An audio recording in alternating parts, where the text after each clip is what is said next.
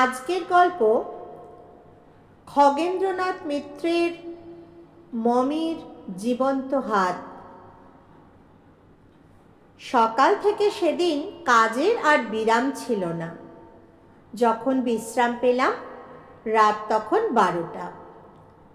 যেখানে আমার আস্তানা ছিল সেই জায়গাটার চারধারে 10 ক্রোশের মধ্যে কোনো লোকালয় নেই।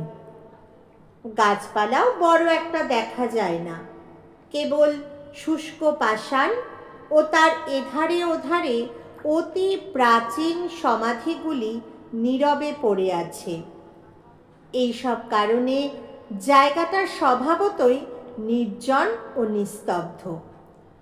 দ্বীপ্রহরে ও সন্ধ্যার পর থেকে তার নীরবতা যেন গুরুভার পাষাণের মতো বুকের ওপর চেপে বসে।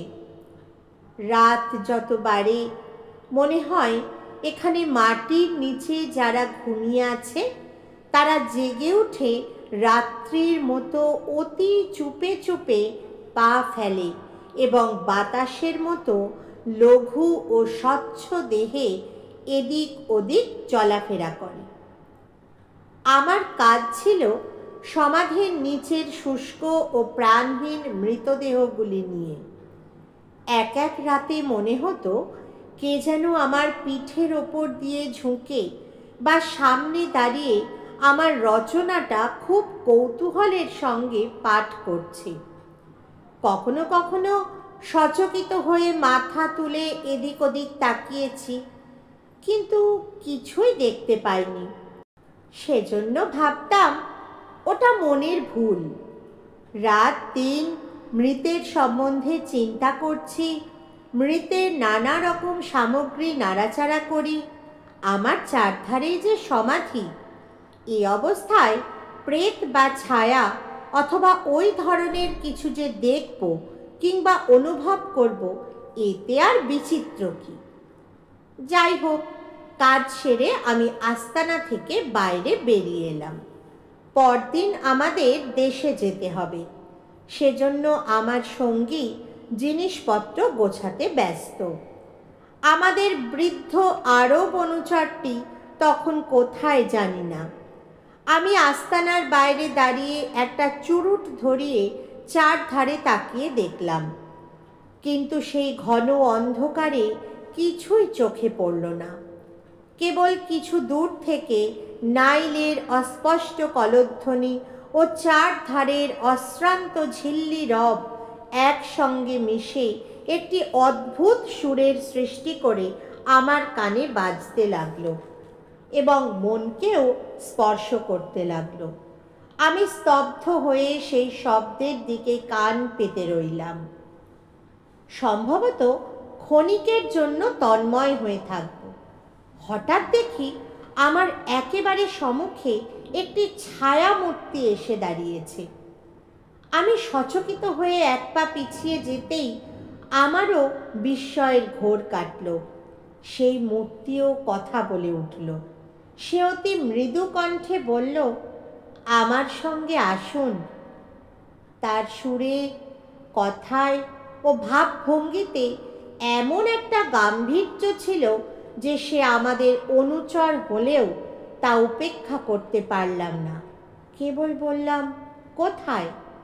সে হাত বাড়িয়ে পূব দিকটা দেখিয়ে দিলে। আমি নীরবে তাকে অনুসরণ করে চললাম। দুজনে চলেছি।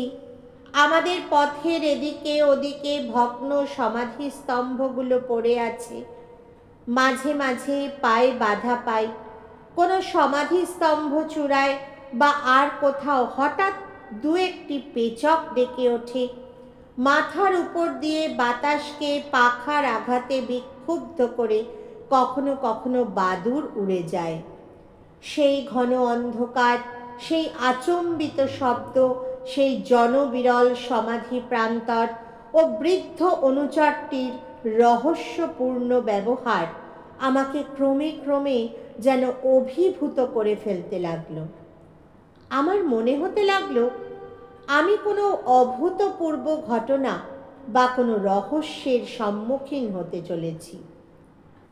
তার সঙ্গে কতক্ষণ যে চলেছি তা ঠিক করে বলা সম্ভব নয়। তবে দূরত্বের অনুমানে বুঝলাম আমার আস্তানা থেকে প্রায় 1 মাইল পার হয়ে এসেছি। এর মধ্যে অবশ্য আমরা দুজনে কেউ কারো সঙ্গে একটি কথাও বলিনি। এক জায়গায় এসে আমার অনুচরটি হঠাৎ দাঁড়ালো, তারপর বলল, অপেক্ষা করুন। আমার চোখে অন্ধকার এতক্ষণে সয়ে এসেছিল, তার ওপর তিথি অনুসারে আরেকটু পরেই চাঁদ উঠবে। পূব আকাশের কোল একটু উজ্জ্বল হয়ে উঠেছে, তার ফলে জায়গাটার একটা অস্পষ্ট ছবি আমার চোখে ফুটল। মনে পড়ল এর আগে এখানে দিনের বেলায় একবার এসেছিলাম। দেখলাম আমার সম্মুখে সেই জীর্ণ স্ফিংস, তার নিচে প্রত্নতাত্ত্বিকদের কাটা সুড়ঙ্গ ও খাদ। অনুচরটি সেখানে আমাকে রেখে সেই খাদের মধ্যে নেমে গেল। আমি দাঁড়িয়ে আছি। দূর শৈলশিখরে ধীরে কৃষ্ণপক্ষের চাঁদ উঠল। তার ম্লান আলো সেই নিস্তব্ধ নির্জন জায়গা, সমাধিগুলি ও স্ফিংসটাকে এমন একটি রূপ দান করলে যে আমার মনে হতে লাগলো চারধার থেকে কারা যেন ঘুম থেকে ধীরে ধীরে জেগে উঠছে। চিন্তাটা মনে হতেই আমার শরীরের মধ্যে দিয়ে কেমন যেন একটু শিহরণ বয়ে গেল। ঠিক তখনই পিছনে পায়ের শব্দে ফিরে দেখি আমার অনুচরটি ফিরে এসেছে। তার হাতে কি যেন একটা। সে কাছে আসতেই দেখি জিনিসটা কাপড়ে জড়ানো। সাধারণত মমিগুলি যে ধরনের কাপড়ে জড়ানো থাকে, এই কাপড়খানাও সেই ধরনের। আমার কৌতূহলের সীমা থাকল না। সেও কোনো কথা না বলে কাল বিলম্ব না করে জিনিসটার উপরে জড়ানো কাপড়টা খুলে ফেললে। ততক্ষণে চাঁদ আরেকটু ওপরে উঠেছে। জিনিসটার কাপড়খানা সে সম্পূর্ণ খুলে দিতেই আমার কৌতূহল চরম বিস্ময়ে পরিণত হলো। দেখলাম সেটা একখানি হাত। হাতখানার গড়ন এবং গঠন সুন্দর ও সরু আঙুলগুলি দেখে বুঝলাম সেটি কোনো নারীর। তার কোথাও এতটুকু বিকৃতি ঘটেনি। তার নখগুলি চমৎকার করে কাটা। প্রত্যেক নখের উপর যে খুব পাতলা সোনালি পাত মোড়া রয়েছে, সেগুলি পর্যন্ত জ্যোৎস্নায় ঝলমল করছে। দেখে মনে হতে লাগলো হাতখানা এই মুহূর্তে কোনো সুন্দরী নারী দেহ থেকে কেটে আনা হয়েছে। তার ক্ষতস্থান থেকে যে দুটি হাড় বেরিয়ে আছে, চাঁদের আলো পড়ে সে দুটি আরও সাদা দেখাচ্ছে। ততক্ষণে চাঁদের আলো আরও উজ্জ্বল ও নির্মল হয়ে উঠেছিল। অনুচরটি হাতখানা আমার আরেকটু কাছে আনতে দেখলাম তার তর্জনীতে একটি উজ্জ্বল সোনার আংটি। তার উপর প্রাচীন ইজিপ্টের কয়েকটি সাংকেতিক অক্ষর খোদাই করা। আমার বৃদ্ধ অনুচরটির মুখের দিকে তাকিয়ে দেখলাম তার চেহারায় কেমন একটা পরিবর্তন এসেছে। তাকে আমরা আরব বলে ডাকতাম, কিন্তু এখন তার মুখ চোখের আরবীয় গঠনের পাশে আরেকটি অন্য ভাব ফুটে উঠে সে ভাবটিকে ম্লান করে দিয়েছে। সে পরম স্নেহ ভরে সেই হাতখানি দুহাতে তুলে ধরে বলল, এখানা ফেরাও আখেনাটেনের সপ্তম কন্যার দক্ষিণ হাত। আখেনাটেন তার পূর্বপুরুষদের ধর্ম ত্যাগ করে এক নতুন ধর্ম প্রবর্তন করেছিলেন। সে ধর্ম ছিল সূর্যের উপাসনা। তার মৃত্যুর পর টুটানখামেন ফেরাও হন। তিনি আখেনাটেন যে ধর্ম প্রবর্তন করেছিলেন তা দেশ থেকে দূর করে দেশের যা পুরাতন ধর্ম তা আবার প্রতিষ্ঠা করেন। তার ফলে ইজিপ্টের পুরোহিত সম্প্রদায় আবার শক্তিশালী হয়ে ওঠে। থেবেস নগরের মন্দিরের পুরোহিতগণ আবার অবাধে ইজিপ্টের সর্বত্র প্রভুত্ব করতে থাকে। কিন্তু ফেরাও আখনাটেনের সপ্তম কন্যা মাকিটাটেন তার পিতৃধর্ম তখনও ত্যাগ করেননি। সে ধর্মের প্রতি তার নিষ্ঠা ছিল বড় গভীর। রাজকুমারী পিতার মৃত্যুর পর একদল সৈন্য সংগ্রহ করে থিবসের বিরুদ্ধে যুদ্ধযাত্রা করেন, কিন্তু প্রথম যুদ্ধেই তিনি নিহত হন।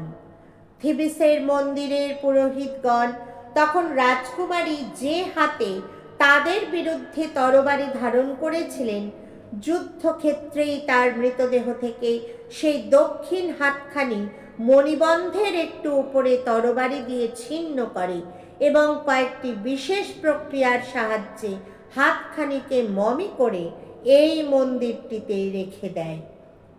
এই নৃশংস কাজ করবার উদ্দেশ্য এই ছিল যাতে আর কেউ রাজকুমারীর মতো তাদের বিরুদ্ধে যুদ্ধযাত্রা না করে, তাহলে তাদেরও দশা হবে রাজকুমারীর মতো। থিবিসের এই মন্দিরটাই ছিল তখন প্রধান। এখানা সেই বলে বৃদ্ধ পরম স্নেহের সঙ্গে হাতখানা একটু দোলালে। তারপর আবার বললে, এই কাহিনী আমি শুনেছি আমার পিতার মুখে, তিনি শুনেছিলেন তার পিতার কাছে। এইভাবে কাহিনীটি পুরুষানুক্রমে চলে আসছে। আমার পূর্বপুরুষেরা থিবিসের এইসব মন্দিরে পৌরোহিত্য করতেন। এই হাতখানি যে কোথায় লুকোনো ছিল তারা ছাড়া আর কেউ জানত না। আমার পিতা আমাকে গোপন সন্ধান দিয়ে গেছেন। তোমার কাছে আমি নানাভাবে ঋণী, তাই আজ আমি সেই হাতখানা তোমায় উপহার দিচ্ছি। আমি বললাম, কিন্তু হাতখানা আমায় না দিয়ে কোনো জাদুঘরে তোমার রেখে দেওয়া উচিত, তারা সযত্নে এটাকে রক্ষা করবে। সে কঠোর স্বরে বললে, তা হতে পারে না। এই হাতের ওপর যে অভিসম্পাত আছে তা আজও পূর্ণ হয়নি, আর সেই অভিসম্পাতটি পূরণ করবার জন্যে ভাগ্য তোমাকেই নির্বাচিত করেছে। আমি চমকে উঠলাম, বললাম, অসম্ভব, আমার সঙ্গে ওর সম্বন্ধ কি? আমি তো বিদেশী। সে একটু হেসে বললে, বন্ধু, নিয়তির চলাফেরা বড় বিচিত্র। আমি যা বলছি তা সত্য। রাজকুমারী মাকিটাটেনের দেহটা মমিতে পরিণত করে তার পিতা আখনাটেনের মমির কাছে রাখা হয়েছে। সেটা এখন শান্তিতেই আছে, কিন্তু তার দক্ষিণ হাতখানার ওপর যে অভিসম্পাত আছে তা আজও পূর্ণ হয়নি। সেজন্য এটার শান্তি নেই। এটা তোমার সঙ্গে পৃথিবীর নগরে নগরে ঘুরে বেড়াবে, লক্ষ লক্ষ লোকের চোখের সম্মুখে প্রদর্শিত হবে। হাতখানার ওপর যে অভিসম্পাত আছে তা পূর্ণ হবে তোমার দ্বারাই। নিয়তির এই বিধান। অসম্ভব, পৃথিবীতে অসম্ভব বলে কিচ্ছু নেই। তুমিও কোথাও শান্তিতে বাস করতে পারবে না। আজ থেকে 1 বছর পরে তোমার ভ্রমণ শুরু হবে, আর আজ থেকে 32-30 বছর পরে এক মহাযুদ্ধের শেষ ভাগে রাজকুমারী মাকিটাটেনের ভগ্নিপতি ফারাও টুটানখামেনের সমাধি আর মমি যে সময় আবিষ্কৃত হবে, ঠিক তার পূর্বেই রাজকুমারীর আত্মা এসে তোমার কাছ থেকে তার দক্ষিণ হাতখানা উদ্ধারের চেষ্টা করবে।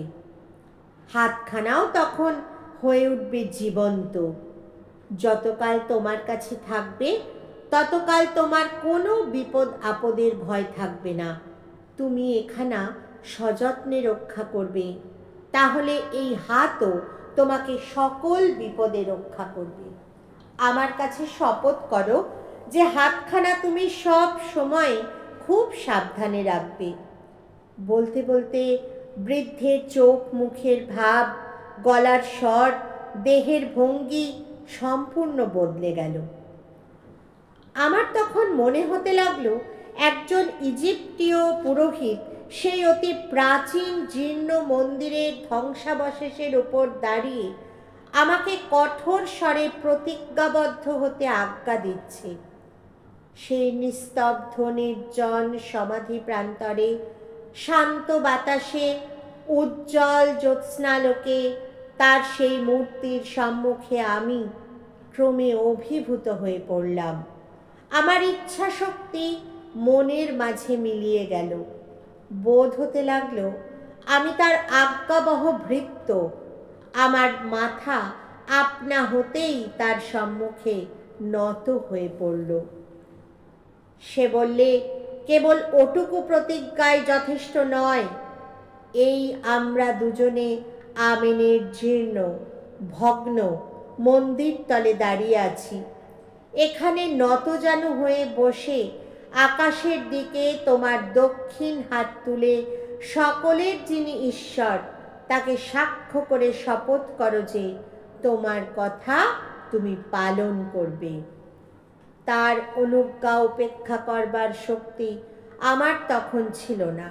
আমি যথাযথ তা পালন করলাম। তারপর আমি উঠে দাঁড়াতেই সে আমার হাতে রাজকুমারীর ছিন্ন হাতখানা ধীরে রেখে দিলে। অতঃপর দুজনে পূর্বের পথ ধরে আস্তানায় ফিরে এলাম।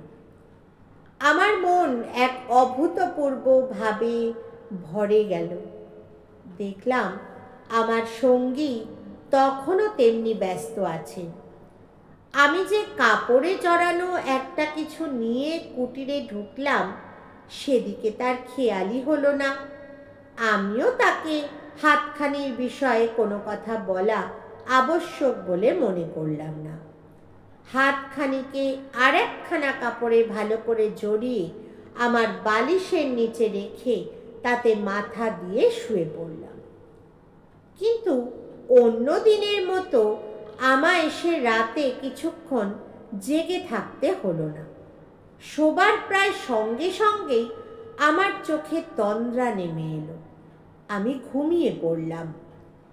পরদিন যথাসময়ে আমরা জিনিসপত্র নিয়ে আস্তানা ছেড়ে চলে এলাম। আমাদের বৃদ্ধ অনুচরটিও স্টিমার ঘাট অবধি আমাদের সঙ্গে এলো। আমি যখন স্টিমারে উঠছি তখন সে একবার তীক্ষ্ণ চোখে আমার চোখের দিকে তাকালো। আমার মনে হলো সেই দৃষ্টির অর্থ, তোমার শপথ পালন করো। যাই হোক, আমাদের স্টিমার যথাসময়ে থিবিস ছেড়ে নাইল দিয়ে সুদূর উত্তরে সমুদ্রের দিকে চলতে আরম্ভ করল। সেই সময় ফিরে দেখলাম আমাদের বৃদ্ধ অনুচরটি ঘাটের একধারে স্থির হয়ে আমাদের দিকে তাকিয়ে দাঁড়িয়ে আছে, যেন ছায়া মূর্তি।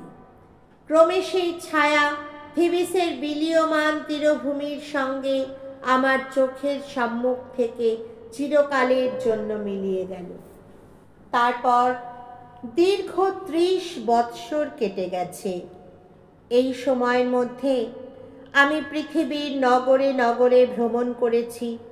কত লোক আমার সঙ্গে দেখা করতে এসেছে।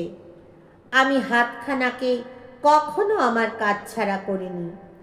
সকলেই রাজকুমারী মাকিটাটেনের সেই হাতখানিকে আমার বসবার ঘরে আমার পাশে দেখে গেছে ও তার চমকপ্রদ কাহিনীটি মনোযোগ দিয়ে শুনেছে। হাতখানিও এই দীর্ঘকালের মধ্যে আমাকে যে কত বিপদে আপদে রক্ষা করেছে তা বলতে গেলে একখানা প্রকাণ্ড পুঁথি হয়ে যাবে। একবার এক চোর আমার ঘরে ঢুকে এক জায়গায় লুকিয়েছিল। তার মতলব রাত যখন গভীর হবে তখন সে আমার মূল্যবান যা কিছু চুরি করে পালাবে। সে রাতে তার কাজ হাসিল করবার সুযোগেরও অভাব হলো না। ঘর অন্ধকার হলো, রাতও গভীর হয়ে এলো।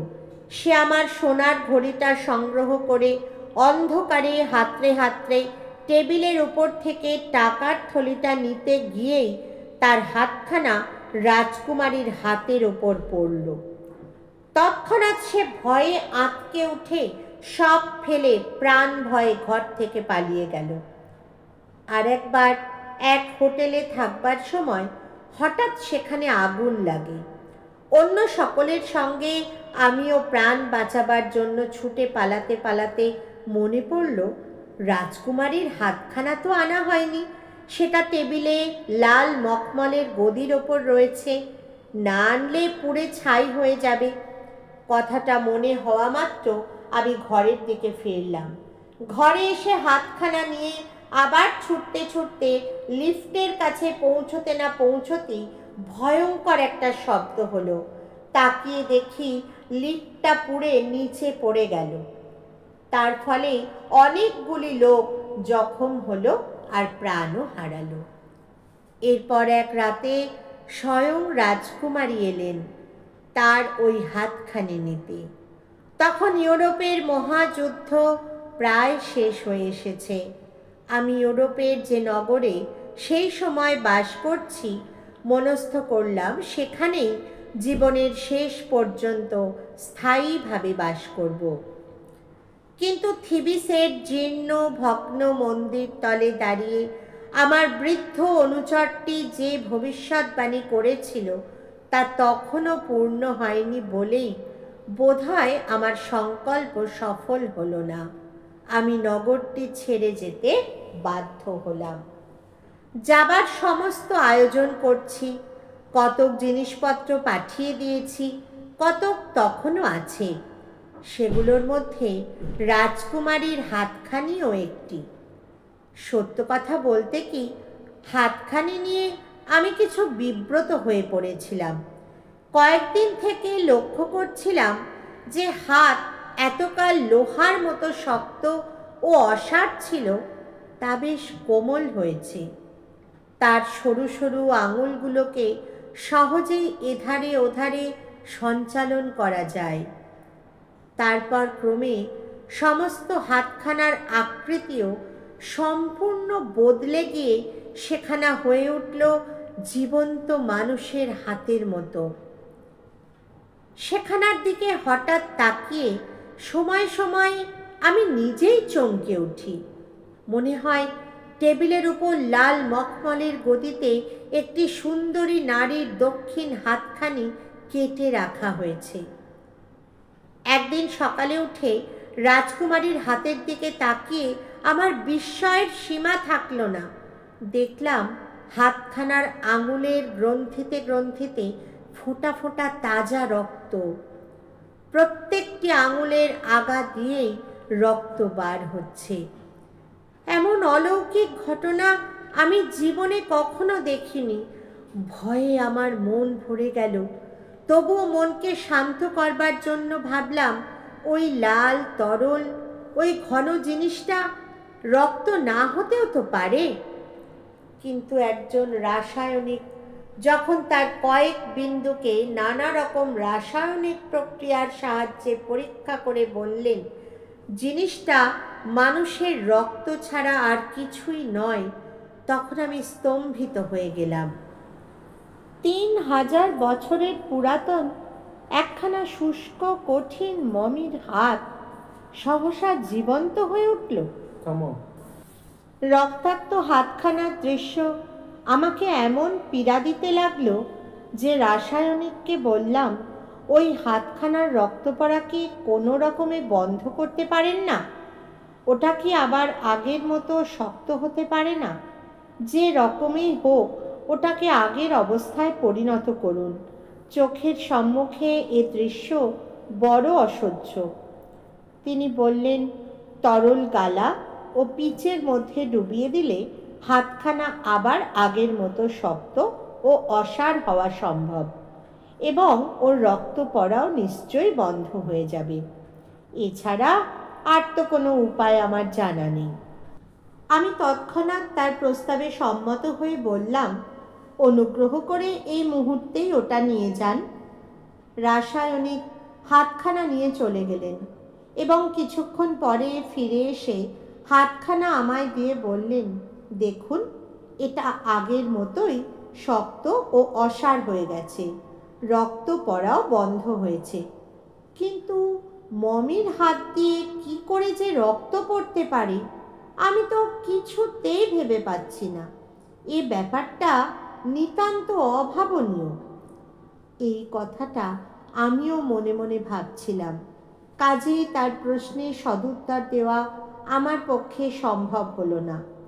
আমি রাজকুমারীর হাতখানা হাতে নিয়ে দেখি তার কোনো জায়গা দিয়েই আর রক্ত পড়ছে না। আমি স্বস্তির নিঃশ্বাস ফেলে হাতখানা যথাস্থানে সেই লাল মখমলের গদির ওপর রেখে দিলাম। সারাদিন গেল, সন্ধ্যা নামে নামে। এর মধ্যে আমি এমন একটু সময় করতে পারিনি যে হাতখানার দিকে একবার মনোযোগ দিই। অবশ্য তার দরকারও ছিল না, কেননা গালা ও পিচের কঠিন ঘন আবরণের নিচে হাতখানা আগের মতোই অসাড় হয়ে আছে বলে আমি নিশ্চিন্ত। সেই সময় কাজের পাকে একবার আমার বসবার ঘরের মধ্যে দিয়ে যেতে যেতে হঠাৎ হাতখানার দিকে আমার চোখ পড়তেই চমকে উঠলাম। আমার পা দুটো আপনা থেকেই গতিহীন হয়ে গেল। হৃৎপিণ্ডটা ভয়ানক দুলতে লাগলো। যে হাতকে আমি অসাড় ও কঠিন ভেবে নিশ্চিন্ত ছিলাম, আবার তার গ্রন্থি ও আঙুলের আগা দিয়ে পিচ এবং গালার আবরণ ভেদ করে তাজা রক্ত বেরিয়ে আসছে। ঘরখানা ততক্ষণে ঘনায়মান সন্ধ্যার ম্লান ছায়ায় একটু কালো হয়ে উঠেছে। কোণে কোণে অন্ধকার জমা হচ্ছে। আমি অনুভব করলাম সন্ধ্যার সেই ম্লান ছায়ায় আরও একটি ছায়া যেন কায়া মিলিয়ে বড় নিঃশব্দে ভেসে বেড়াচ্ছে। সাহসী বলে আমার খ্যাতি ছিল, কিন্তু সেদিন অন্তত কয়েক মুহূর্তের জন্যেও আমার মন গভীর শঙ্কায় ভরে উঠল। সৌভাগ্যবশত আমি একেবারে চেতনা হারাইনি। পরক্ষণে আত্মসংবরণ করে মনে প্রচুর সাহস এনে হাতখানার কাছে গিয়ে পরীক্ষা করে দেখলাম, আগের চেয়েও সেটা কোমল হয়ে এসেছে, যেন ধীরে গলে যাচ্ছে। বুঝলাম আমার সকল চেষ্টাই ব্যর্থ। মনে পড়ল 30 বৎসর পূর্বে নাইলের তটভূমিতে সেই স্তব্ধ জ্যোৎস্না রাতে থেবেস নগরে আমিনের জীর্ণ মন্দিরে দাঁড়িয়ে আমার বৃদ্ধ অনুচরটির কথা। আজ থেকে 30 বৎসর পরে একদিন সেই ক্ষণটি আজই এলো কি? কাল সাগরের 3000 বৎসরের দুস্তর ব্যবধান পার হয়ে রাজকুমারীর জীবনের পরপার থেকে আজই তার দক্ষিণ শুষ্ক হাতখানি নিতে এলেন। কিন্তু আমি হিসেব করে দেখলাম ভবিষ্যৎবাণী পূরণের তখনও একটি দিন বিলম্ব। এদিকে আমিও আর সময় নষ্ট করতে পারি না। নগরে তখন পূর্ণ অরাজকতা। আমার জিনিসপত্র যা ছিল সেই দিনই সব গুছিয়ে নিলাম। তবে হাতখানার অবস্থা দেখে সেটা আর সঙ্গে নেওয়া হবে না ভেবে স্থির করলাম কালই আগুনে ওটাকে পুড়িয়ে ফেলব। কথাটা ভাবতেই আমার মনের কোণে একটু ব্যথা বেজে উঠল। ওই হাতখানি যে আমার জীবনের এক অংশে একটি পাশ এতকাল ধরে রেখেছিল, তাকে সেখান থেকে সরিয়ে নিশ্চিহ্ন করে দিতে হবে। কিন্তু তাছাড়া উপায় বাকি। আবার ভাবলাম ওটাকে যদি সমাধিস্থ করি, কিন্তু তারই বা সুযোগ কোথায়? আমি আর হাতখানার প্রতি মনোযোগ দিলাম না, নিজের কাজ নিয়ে ব্যস্ত হয়ে পড়লাম। কিন্তু সে রাতে আবার এক অদ্ভুত ঘটনা ঘটল। রাত তখন গভীর, প্রায় সারা নগরী ঘুমে অচেতন। কেবল দূর থেকে মাঝে মাঝে বিদ্রোহী সৈন্যদের উন্মত্ত উল্লাস, সঙ্গীত ও দুটি একটি বন্দুকের আওয়াজ ভেসে আসছে। সেই সময় 4 জন সশস্ত্র দস্যু আমার ঘরে হানা দিল। ঘরে ঢুকে প্রথমেই তাদের চোখ পড়ল রাজকুমারীর আঙুলের সোনার আংটিটার ওপর। দস্যু সর্দার তৎক্ষণাৎ রাজকুমারীর হাতখানি মখমলের গদির ওপর থেকে ছোঁ দিয়ে তুলে নিল, কিন্তু পরক্ষণে দেখলে তার হাত রক্তাক্ত হয়ে গেছে। সে সভয়ে চিৎকার করে হাতখানা টেবিলের ওপর ফেলে দিয়ে সঙ্গীদের সঙ্গে ঘর থেকে ঊর্ধ্বশ্বাসে পালিয়ে গেল। পরদিন আমার আরও জিনিসপত্র পাঠিয়ে দিলাম। বাকি রইল কেবল রাজকুমারীর হাতখানি, কয়েকটা কাঠের খালি বাক্স আর আমার একটা বড় পোর্টম্যান্টো। যথারীতি দিন শেষ হয়ে নগরীর প্রাসাদ শ্রেণীর মাথায় সন্ধ্যা ঘনিয়ে এলো। আরেকটু পরেই সে অন্ধকার দূর করে উঠল চাঁদ। আমার হাতে তখন আর কোনো কাজ নেই, মন বিষণ্ণ। কাল থেকে আর এই গৃহ ও ওই হাতের সঙ্গে আমার কোনো সম্বন্ধ থাকবে না। আমি বারবার হাতখানিকে দেখতে লাগলাম।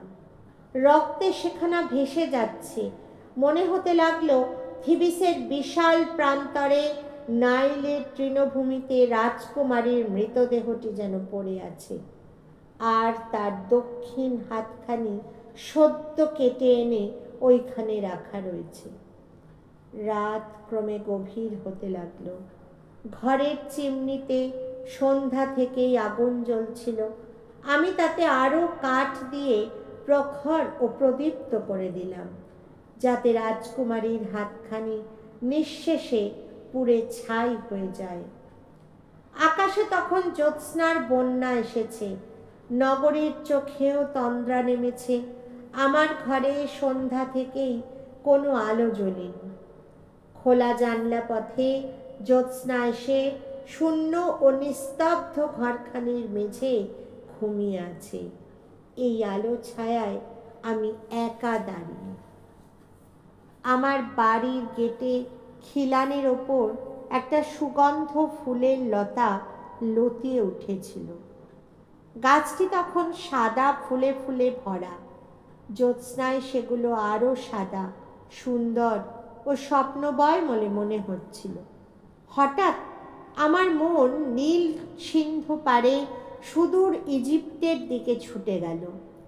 চোখের সামনে ছায়ার মতো ভেসে উঠল বিশাল নাইল, তার তীর ভূমিতে পাম শ্রেণী, দূরে আকাশের গায়ে পিরামিড, তার ওপর নির্মেঘ নীল আকাশে উজ্জ্বল চাঁদ, সব যেন নির্মল জ্যোৎস্নায় গভীর ঘুমে আচ্ছন্ন। হঠাৎ দূরে গির্জার ঘড়িতে ঢং ঢং শব্দে রাত্রি 12টা বাজল। সেই শব্দে আমারও চমক ভাঙল। আমি ঘর থেকে বেরিয়ে বারান্দার দরজায় খিল আটকে আমার ঘরেরও দরজাটা বেশ করে এঁটে বন্ধ করে দিলাম। ওক কাঠের ভারী দরজা কাঁপে কাঁপে বসে গেল। চিমনির চুল্লিতে তখন খুব তেজে আগুন জ্বলছে। আমি সেটা আরও উস্কে দিয়ে টেবিলের কাছে সরে এসে রাজকুমারীর কোমল ও রক্তাক্ত হাতখানি দুহাতে তুলে নিলাম। সেই সময় হাতখানির স্পর্শে আমার সারা শরীরের মধ্যে দিয়ে কেমন একটা শিহরণ বয়ে গেল। সেই সঙ্গে মনে পড়ল আজই রাতে রাজকুমারী হাতখানি আমার কাছ থেকে নিতে আসবেন। আমার মন আরও বিষণ্ণ হয়ে উঠল।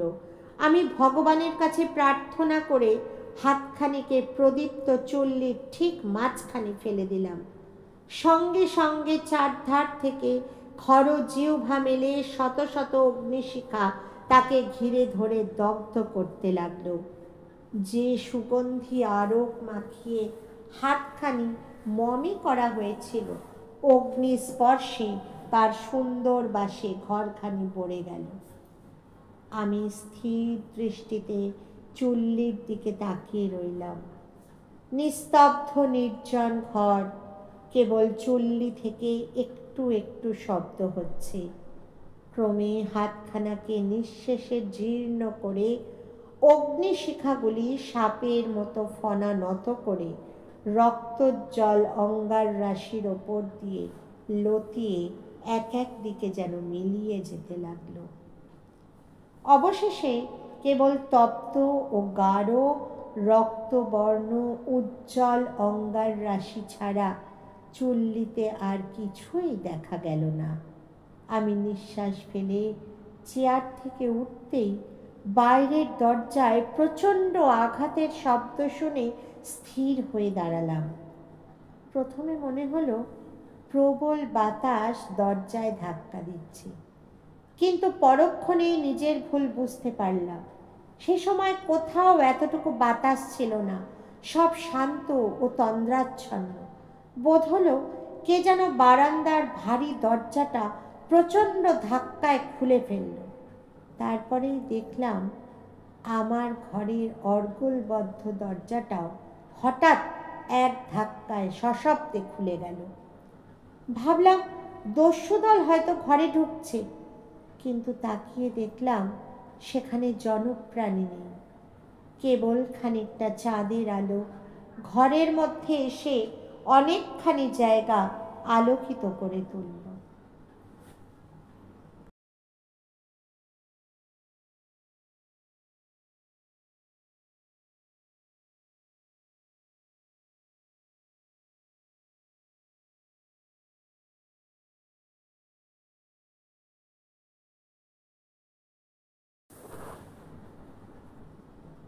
এই দৃশ্যে ভয়ে আমার হাত পা অসাড় হয়ে এলো। সেখান থেকে একেবারে গেট অবধি পরিষ্কার দেখা যেতে লাগলো। আমার এই দৃষ্টিসীমার মধ্যে কেবল গেটের খিলানের ওপর জ্যোৎস্না ঢালা পুষ্পিত লতাটি ছাড়া আর কিচ্ছু নেই। হঠাৎ দেখলাম সেখানে যেন স্বচ্ছ বাতাসের একটি ক্ষীণ ছায়া একটু একটু করে কায়া নিচ্ছে, যেন কোনো অশরীরী ধীরে ধীরে স্পষ্ট হয়ে উঠছে। ক্রমে সেটি সেখান থেকে আমার ঘরের বারান্দার দিকে এগিয়ে আসতে লাগলো এবং সেই সঙ্গে তার কায়া আরও স্থূল হয়ে উঠতে লাগলো। শেষে সেটা যখন আমার ঘরের অন্ধকারে এসে পৌঁছলো, তখন দেখলাম একটি সুন্দরী নারী মূর্তি। তার মাথা থেকে কটিদেশ অবধি স্পষ্ট হয়ে উঠেছে। চলার বেগে অঙ্গ প্রত্যঙ্গগুলি দুলছে। আমি মন্ত্রমুগ্ধের মতো স্থির হয়ে দাঁড়িয়ে রইলাম। মূর্তিটি আরও এগিয়ে এলো।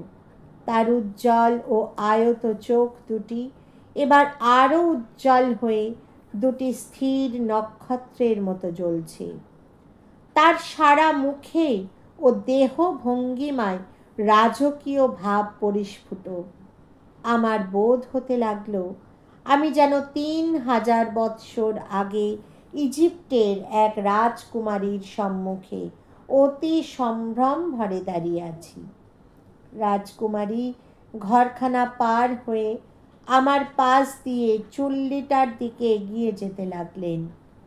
এবার দেখলাম তার মাথায় উজ্জ্বল সোনার মুকুট চুলের ওপর দিয়ে কাঁধ পর্যন্ত নেমে এসেছে। তার মধ্যখানে কপালে একটি উদ্যত ফনা সোনার সাপ, আর তার কটিদেশ ঘিরে উজ্জ্বল রত্নাভরণ ঝলমল করছে।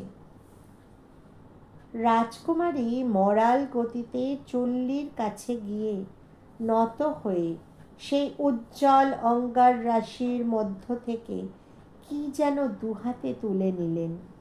তারপরেই আমার দিকে ফিরে দাঁড়ালেন।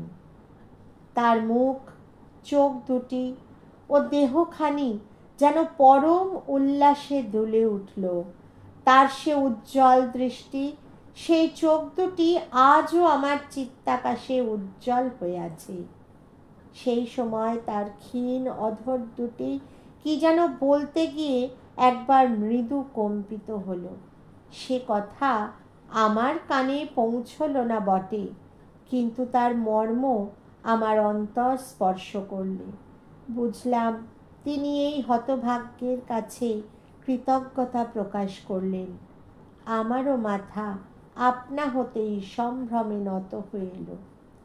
তারপর রাজকুমারী হাত দুখানি ধীরে লীলায়িত ভঙ্গিতে তার মাথার ওপর তুলে আমার দিকে অতি ধীরে মাথা নুইয়ে আবার গর্বিতভাবে সোজা হয়ে উঠে একটু একটু করে দরজার দিকে পিছিয়ে যেতে লাগলেন। আমিও যন্ত্রচালিতের মতো ধীরে ধীরে তার সঙ্গে চললাম। ক্রমে সেই ছায়ামূর্তি ঘর থেকে বার হয়ে বারান্দা দিয়ে খোলা চাঁদের আলোয় ফুলের মৃদু গন্ধ ভরা শান্ত বাতাসে ভাসতে ভাসতে খিলানের কাছে পৌঁছল। এই সময় তার দেহ ক্ষীণ হয়ে এসেছিল, তখন আরও ক্ষীণ হয়ে ধীরে বাতাসে মিলিয়ে যেতে লাগলো, কিন্তু চোখ দুটি তখনও তেমনই উজ্জ্বল। ক্রমে তার সারা দেহ অদৃশ্য লোকে লীন হয়ে গেল। বাতাসে ভেসে রইল কেবল নক্ষত্রের মতো উজ্জ্বল চোখ দুটি। শেষে সে দুটিও ম্লান হয়ে রাতের আকাশে মিলিয়ে গেল। আমার চোখের সামনে ফুটে রইল কেবল সাদা স্বপ্নালস ফুলগুলি, আর মনের মধ্যে সেই জ্যোৎস্না রাতের বিচিত্র স্মৃতিখানি।